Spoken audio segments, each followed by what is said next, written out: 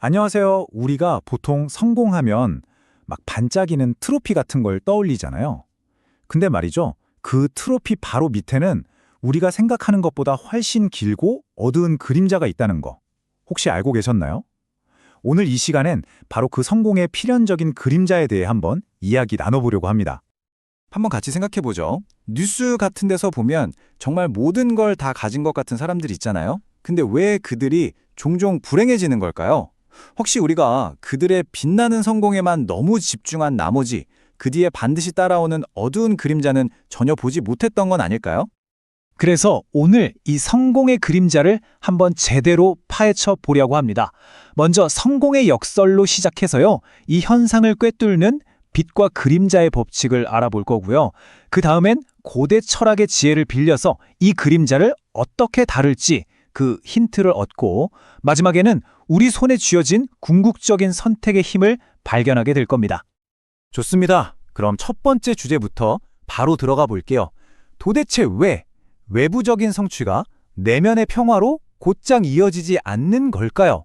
이 성공의 역설부터 한번 들여다보겠습니다. 자, 바로 이겁니다. 이게 핵심이에요. 만약에 우리의 행복이 다른 사람의 칭찬이나 SNS, 좋아요 같은 외부적인 것에만 달려있다고 생각해보세요. 그건 진짜 모래 위에 집을 짓는 거나 마찬가지예요. 파도 한 번 치면 그냥 와르르 무너지는 거죠. 하지만 내면의 원칙, 그러니까 나만의 단단한 기준 위에 세워진 자존감은요, 어떤 폭풍과 몰아쳐도 끄떡 없습니다. 훨씬 더 튼튼하죠. 자, 여기서부터가 정말 흥미로운 지점입니다.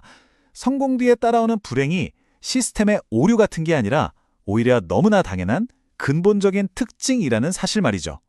이제 모든 성공에 필연적으로 따라오는 빛과 그림자의 법칙에 대해 알아보겠습니다. 바로 이 문장이 오늘 이야기의 심장이라고 할 수 있습니다. 모든 강력한 빛, 다시 말해 성공이나 노력은요, 반드시 그에 상응하는 그림자, 즉 어떤 대가나 반작용을 만들어낸다는 뜻입니다. 그러니까 탁월함을 추구한다는 것 자체가 그 이면까지도 받아들이겠다는 의미가 되는 거죠. 저희는 이 현상을 부수적인 그림자라고 부를 건데요.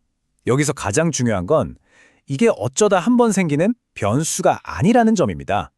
이건 성공이라는 동전의 뒷면처럼 언제나 항상 존재하는 상수라는 거예요. 그렇기 때문에 우리는 스스로에게 이걸 물어봐야 합니다. 우리가 누군가의 성공을 부러워할 때 과연 그 반짝이는 빛뿐만이 아니라 그 빛 때문에 생긴 어둡고 긴 그림자까지 그 전체 패키지를 전부 다 감당할 준비가 되어 있는지를요. 워렌 버핏의 사례를 한번 볼까요? 우리는 그의 막대한 부와 존경이라는 빛을 보죠. 하지만 우리가 만약 워렌 버핏 패키지를 통째로 산다면 그 안에는 평생을 서재에서 보낸 시간, 가족과의 단절 같은 그림자도 함께 들어있는 겁니다. 이 빛과 그림자, 이 모든 것이 바로 그가 성공을 위해 치른 대가인 셈이죠. 그런데 정말 아이러니하지 않나요? 정작 워런 버핏 본인이 말하는 성공의 정의는 돈이나 명예가 아니었다는 점 말이에요.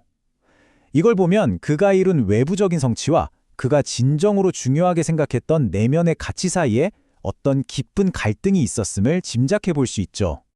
사실 성공의 빛과 그림자에 대한 이런 통찰은요, 최근에 나온 새로운 이야기가 아닙니다.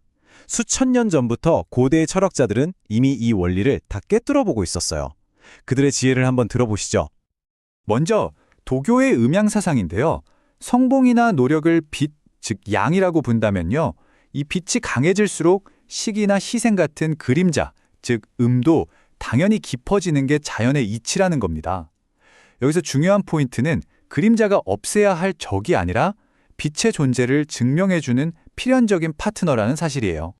니체는 여기서 한 발 더 나아가서 아주 날카로운 관점을 제시합니다. 그는 탁월함 그 자체가 그림자를 만들어낸다고 말해요. 외부에서 오는 비판이나 마찰은 스스로는 아무것도 창조하지 못하는 사람들이 보내는 시기심 어린 반응, 즉 르상띠망에 불과하다는 거죠. 그러니까 이건 객관적인 평가라기보다는 성공에 대한 일종의 알레르기 반응에 가깝다고 볼 수 있습니다. 자, 그렇다면 이 피할 수 없는 그림자를 마주했을 때 우리는 도대체 어떻게 해야 마음의 평화를 잃지 않고 앞으로 계속 나아갈 수 있을까요? 그 해답의 실마리를 고대 스토아 철학에서 찾을 수 있습니다. 바로 통제의 이분법이라는 건데요. 이건 이 문제를 해결하는데 정말 강력하면서도 아주 실용적인 도구예요. 핵심은 놀라울 만큼 간단합니다. 내가 통제할 수 있는 것과 없는 것, 이 두 가지를 칼로 무자르듯 명확하게 구분하는 겁니다. 이 훈련법은 진짜 바로 오늘, 아니 지금 당장 써먹을 수 있는 거예요. 갑자기 화가 확 치밀어 오르거나 불안할 때 있잖아요. 그때 딱 1초만, 정말 딱 1초만 멈춰보는 겁니다. 그리고 스스로한테 물어보는 거죠. 잠깐만, 이거 내가 어떻게 할 수 있는 일인가? 아니면 내 통제 밖의 일인가? 만약에 답이 아니오다, 즉 내 통제 밖의 일이다 싶으면 그건 더 이상 여러분의 소중한 에너지를 쓸 곳이 아니라는 신호입니다. 그냥 그렇구나 하고 놓아주는 거예요. 자, 이제 거의 다 왔습니다. 가장 중요한 핵심. 오늘 이 시간을 통해 여러분이 꼭 하나 가져가셨으면 하는 단 하나의 강력한 아이디어에 도달했습니다. 맞습니다. 우리는 살면서 우리에게 어떤 일이 닥칠지 선택할 수가 없어요. 그게 좋은 일이든 나쁜 일이든 성공의 빛이든 그로 인한 그림자이든 말이죠. 이건 우리 통제 밖의 일입니다. 하지만 바로 여기에 우리의 진정한 자유가 있습니다. 그 일에 어떻게 반응할 것인가. 이건 온전히 100% 우리 자신의 선택이라는 점입니다. 이것이야말로 그 누구도 빼앗아갈 수 없는 우리가 가진 궁극적인 힘이죠. 결국 여러분의 마음의 평화는 다른 누군가가 주는 선물이 아닙니다. 그건 여러분 스스로가 만들어내는 것이고 내리는 선택입니다. 자, 오늘 하루 여러분이 걱정하지 않기로 선택할 단 한 가지는 무엇인가요? 그 힘은 오직 당신에게 있습니다.